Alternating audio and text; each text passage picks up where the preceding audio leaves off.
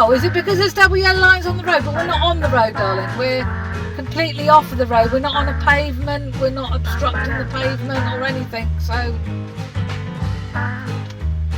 is it? That's the law. Once there's yellow lines, you cannot pass on the pavement or exit. Hello everybody, welcome back. It's actually the next day today, and said we were going to stay here till Thursday, which is tomorrow. But you know what happened with the water leaking over the tank? All the water's gone. Yeah, because the float was not on there. The float got pushed out the top of it. Cause for some reason it didn't have a lid. I don't know why. So for some reason the float got pushed out. Yeah, the float got pushed out, so the water kept coming in, and it didn't know when to stop coming in. So it kept coming in, kept coming in, kept coming in, and then all that water went out yesterday. It was all the water we filled up on, and now Mum did 2 washes. I've done 2 washes, yeah. Because for some reason they didn't realise that was all the water. And last night the pump wasn't working, so I've got a stick at the front of the boat because I haven't got a leveller on the water because we usually know when we. But I put the stick in. I got about that much, so I had what Andy put in. Andy put the containers in. And yeah, so we're a bit desperate for water, so we've got to go on today. Yeah, so we cruise up to Berko, as they call it, Berkhamsted. There's a little gap between Berkhamsted and is it Hemel? I don't remember. Hemel Hempstead, probably. Hemel. I know what Hemel Hempstead is. I know. Rog keeps saying Hemel. Hemel. Rog says the short version. I went down Rogers and watched the Tour de France and a couple of football matches with him last night. Came back about 10 o'clock. Like 10:30. I was just going to bed. Yeah, don't I went stop after out. dinner. But Roger's going to be joining us today because we've got another 11 locks to do, and it's only 4.5 miles, but we have 11 locks. And got to get water up at Nashville, which we've got 3 locks away. So yeah, let's go and do it then. Was it? Oh, also, it was pissing down this morning. It's only just stopped. At the moment. Great. At the moment, I think it's going to rain till 11 o'clock, and it's about 8:45. Mine says it's going to stop now. Oh, okay. We don't know who to believe. Yeah, it has stopped raining because it's a complete contrast between this Wednesday and last Wednesday. Yeah, it was Cannot like the believe hottest day of the year last Wednesday when we took Mum and Dad out. Also, I cannot believe that was a week ago. What the hell? Yeah. Anyway, let's go. Right, so this is the map of the UK Canal network. Everything in the red is what we've cruised before, and we're here down on the Grand Union Canal near Hemel Hempstead. We'll be starting today's cruise at Lock 70 in Kings Langley. Then we'll make our way up through Nash Mills, not Nashville. I don't know why I said that last time. But then we'll make our way through a few more locks, up through Hemel Hempstead, then through Winkwell and the swing bridge there. And then finally up a couple more locks before we get to Bourne End, which is a little tiny village in between Hemel Hempstead and Berkhamsted, making a cruise roughly about 6 miles and 12 locks. Okay, let's go do it. When I knocked on Roger's window, I woke him up by surprise, I think. It looked like he'd been in a coma for 30 years, but he said he was going to catch us up in a bit. I did have a weird feeling about this spot, so I went up and checked the car and it was totally fine. What I should have done was move it though. More on why later.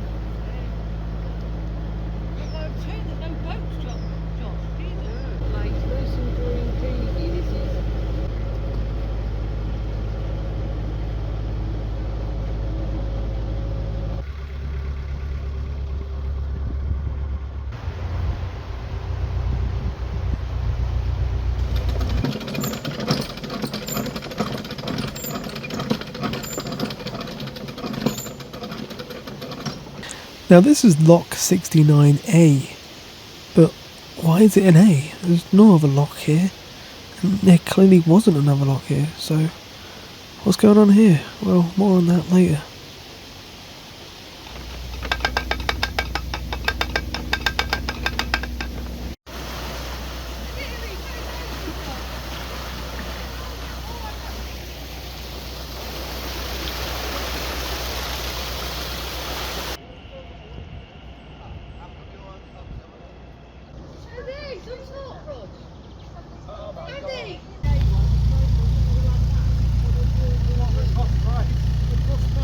Yeah, one's a metallic. Yeah, the Japanese bread then. Sorry about the angle of the GoPro footage, guys. We must have knocked it when we put Roger's bike on the bow. One of the best canals is the I just thought I can just paint it all in one colour, like all of it. And then put that on That's the same as this one. Computer, Yeah. whatever, and just stick it on. Yeah. And thought of doing It is Jolly Roger, really. It is Jolly. it. Yeah. Because A, it might rip, and B, what happens if you put it too tight? That's it, right. But I've been told that the line in the canal used to go through there, way over there. Roger was right. This is not the original canal. The canal was through there. When the original Grand Junction Canal was built, they used the routes of the River Bourne and the Gade, resulting in a loss to some of the mills in the area. So they didn't have as much power, these mills, so what the canal company did was they installed a Boulton Watt beam engine which back pumped water from the bottom of the locks up to the top again. But this proved to be ineffective. But also, the channel that was made was also very leaky, so it lost a lot of water, and it appeared to be of bad construction. But by 1912, the mills were acquired by John Dickinson. He commenced a legislation against the company, and the outcome was that the canal company were required to prevent the water loss. So what they did is they built some big side pounds next to the 4 locks in an attempt to reduce the water loss, but the complaints continued. So of course the principal engineer was Telford. Telford was brought in and he was asked to figure out the solution to this water loss. So in the end, what Telford did was he surveyed a new route. A new act was authorised for the abandonment of the existing section and for a deviation to be made along the courses, along the united courses of the Bourne and Gade rivers.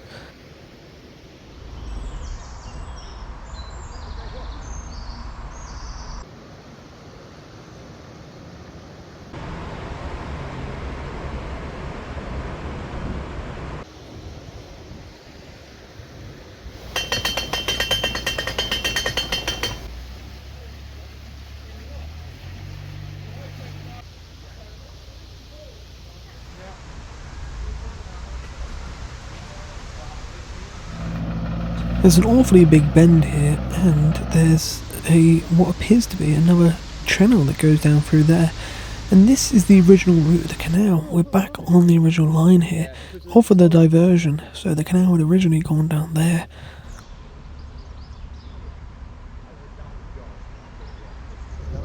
Will we fit through that? The trouble is with Well, this is Apsley, and as you can see by all these old buildings, these are all old paper mills. This whole canal was littered with paper mills. It was the centre for making paper and newspapers back in the day. And a guy called John Dickinson was the inventor of a new method of continuous paper making. He invented a new way of making paper for cannon cartridges. And this type of paper did not smoulder after the cannon had fired, which had been the cause of constant accidental explosions in artillery. His invention really helped against the war with Napoleon, which helped increase the British firing rate and simultaneously reduce the premature firing accidents.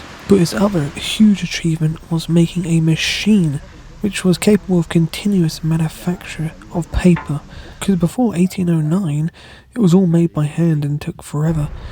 But Dickinson made a huge machine which was actually capable of continuous production of paper, and that's when he bought Apsley Mill and he had installed his own machinery in the mill. This invention literally changed the world as we know it and was a big step in human technological advancements, and it all started here at Apsley.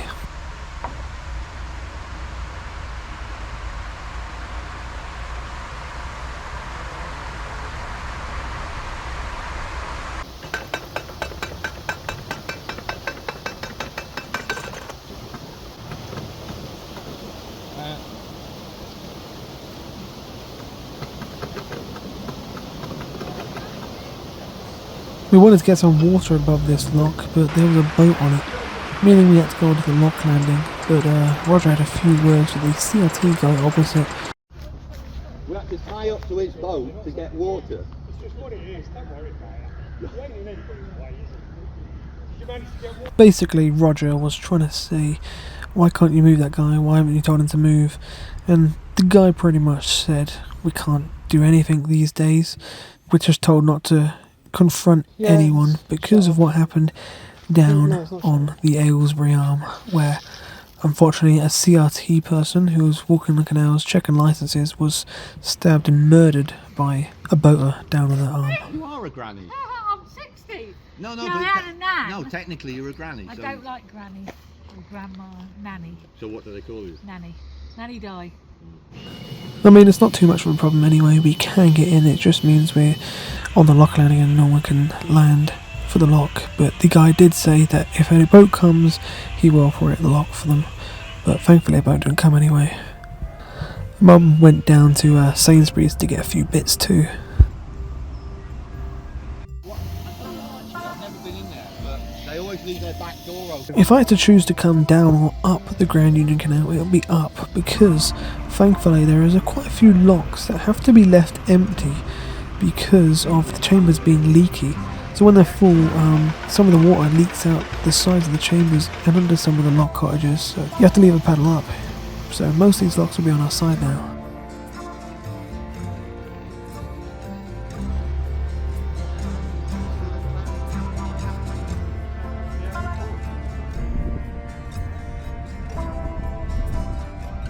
Obviously. Look at the flower.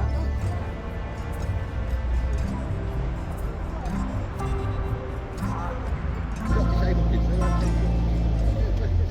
And he's like, oh, now all of a sudden the sign's there.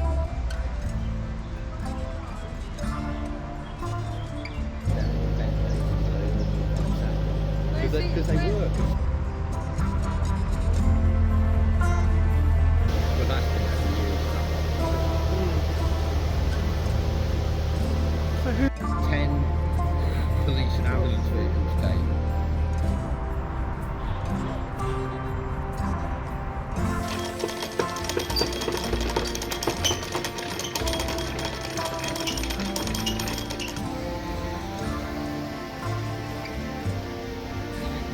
What the hell is going on? Because we can't go on the lock landing.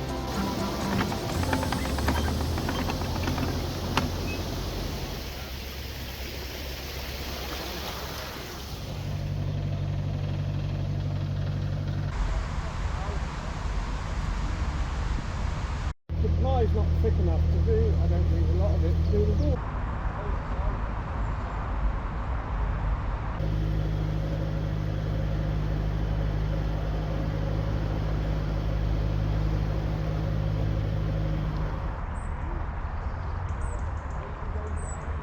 Canal's been here longer than that. They'd have to ring the police. The police couldn't do anything.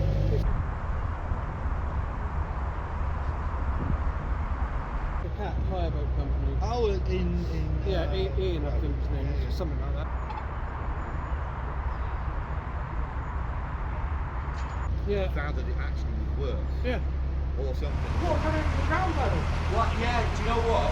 There's drawers. Oh, but yeah. It looks like the ground handle's open, but it's not.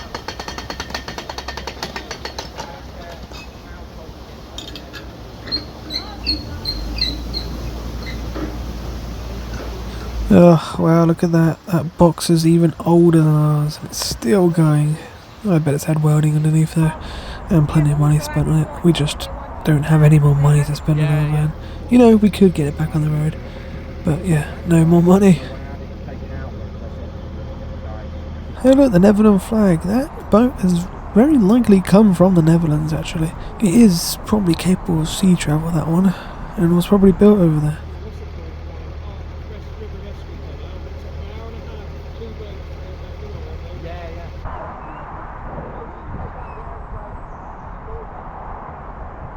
It's better now with the new bearings in, but it still has a little squeak and a little moan. We generally thought this was an ABC hire boat, and it was an ABC day boat once. But we spoke to these guys on our way back, and they bought it off as ABC, and they're going to charge people £400 a day, which is 3 times the average. Normally they charge you about £100, but because it's London, you get charged a lot more. And they think people are going to pay it, and they probably will.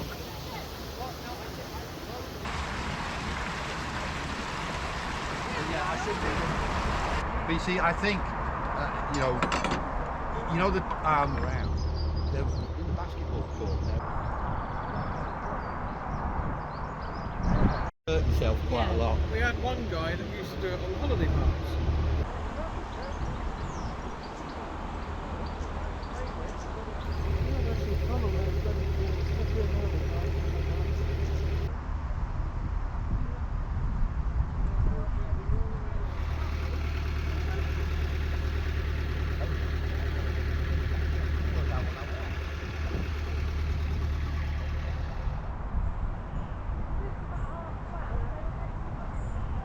Once upon a time, this railway viaduct was actually open, and it was a cast iron one.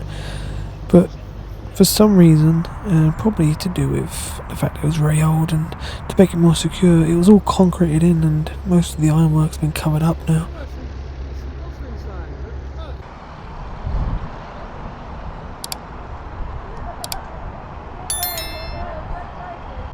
Make it into a livable thing with a thing on the top.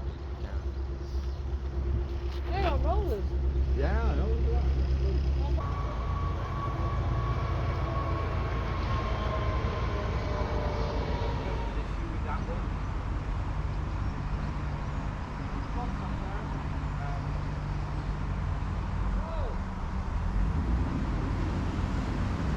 Every single lock on the network has a deep history, and I can almost guarantee every single lock someone has drowned in.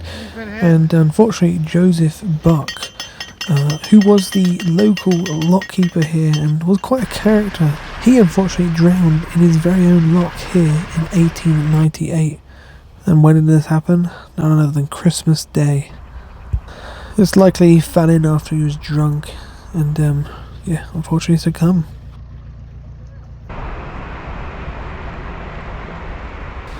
Well, this is Winkwell Swing Bridge. It's one of the only 3 swing bridges still working on this section of the Grand Union Canal. I mean, there was a lot more, but they don't need to be used anymore. But this one does, because it's down a little lane. It was originally made out of timber, and it was used by operating a large wheel by hand. But in the 1980s, it was mechanised, and it's been a nightmare since.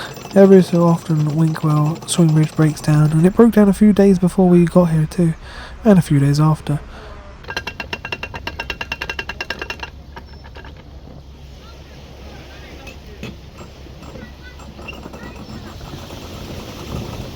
The first hire boat we see on the Grand Junction Canal, and it's on a lock landing having lunch. Didn't really cause too much of a problem though, and you got to give them the benefit of doubt. They don't know all the rules and stuff.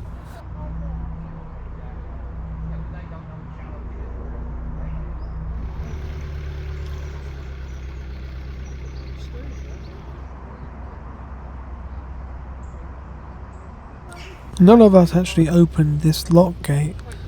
A random passerby did, and he didn't even say anything to us, he just opened it, which was very nice of him.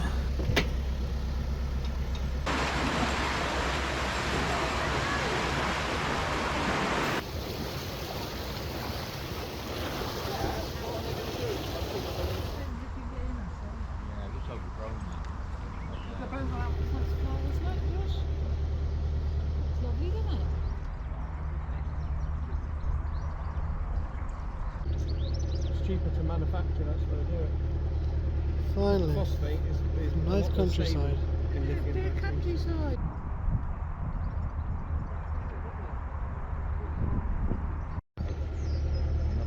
You have to mine. Mine it.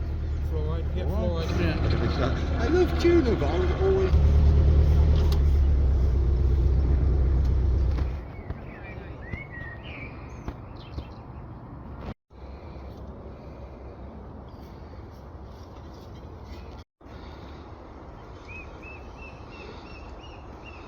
But we're going to be moored up here now, and I'm going to check if there's appropriate parking. And then me, Mum, and Roger are going to cycle back to the car.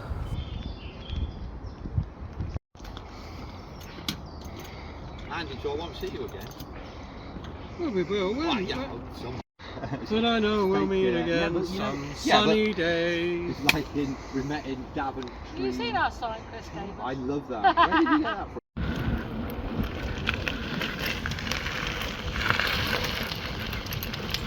But when we got back to the car, we were in for a massive surprise. I've got tickets, Josh. Saying what? Penalty charge notice. Is it a real one? Yeah. Civil enforcement officer who had reason to believe that the following contravention had occurred and that a penalty charge is now payable. Parked in a restricted street during prescribed hours. What? Is there a sign up there? about Penalty parking? charge of £70 is now payable and must be paid within the period of 28 days, beginning with the date. Is If this the penalty charge is paid no later than the last day of the period of 14 days, beginning with the date on which the notice was served, the penalty charge will be reduced by 50%, so £35 I've got to pay. What the hell, Josh? Lines. Got a ticket. There's no signs around the place to say that it's No double yellow lines. it's restricted street during subscribed hours. There's no hourly thing, there's no yellow lines. There's yellow lines on the road, but we are off the road in a little car park. Can you just let me know if it's genuine, please? Okay, what's the PCN number? It's DC 323098852. Yeah, it's a general ticket, yeah. Right, The and officer was right to issue. I don't know why they're right to issue, because there's nothing up here to say you can't park. Because there's double yellow line on the road. Oh, is it because there's double yellow lines on the road? But we're not on the road, darling. We're completely off of the road. We're not on a pavement. We're not obstructing the pavement or anything. So, is it? That's the law. Once there's yellow lines, you cannot park on pavement or anything like that. We didn't park on the pavement. We parked completely like a little off lane the that road. goes off. It's on a little lane off of the road. Yeah, it still come under the yellow line. Right. Okay. That's the thing. Don't let it make work. Like have a day with nothing going wrong. Let's hope tomorrow's that day, Ross. Yeah. See you later, darling. Yeah, cheers, and take it. Ta-da. Take it from where we parked. Telling me the double yellow lines are on that road there, and you park here, and you're getting you're Yeah. getting a Yeah. ticket for here. Yeah. No, that is that. I know. road. How could This you is a possibly separate be road. obstructing a when you're not even on it? No, This is a separate It's so road. unjust, isn't it? You know, I knew it was awfully suspicious that there wasn't any boats moored where we were moored, because there was free parking there. But it turns out this is why. A lot of people have already been caught out by this. I mean, it's ridiculously unjust. I don't get it. You had to be a very bureaucratic traffic officer to do that. It's ridiculous.